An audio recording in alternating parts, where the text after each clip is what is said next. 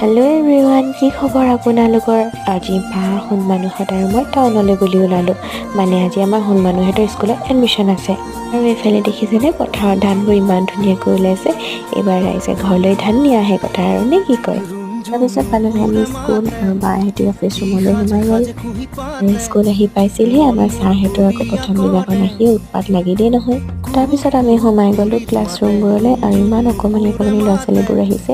মোৰ যে দেখি ইমান মৰম লাগি গ'ল। আমাৰ ছাৰহঁতৰ যেনিবা প্ৰথমতে অকণমান লাজ লাগিছিলে, পিছত যেনিবা খেলিবলৈ পাই চব পাহৰিলে। আৰু সৰু ল'ৰা ছোৱালীটো খেলিবলৈ পালে একোৱেই নালাগে নহয় জানো, লাগিলে ভাত পানী সকলো এৰি দিব। আৰু সিহঁতকো অকণমান অকলে খেলিবলৈ দি আমি তিনিজনী বাহিৰত ৰখি আছোঁহি। আৰু স্কুলৰ পৰা ওলাই আমি পালোহি বিশাল মাৰ্কেট। সোণ মানুহহঁতৰ কাপোৰ কানি আৰু বাৰ ঘৰৰ দুটামান বজাৰ কৰিলে। তাৰপিছত বিশালৰ পৰা ওলাই বাহিৰত দুটামান মোৰো বজাৰ কৰিবলগীয়া আছিলে, ময়ো বজাৰকেইটা কৰিলোঁ। তেন্তে আজিলৈ আহিছোঁ, বাই।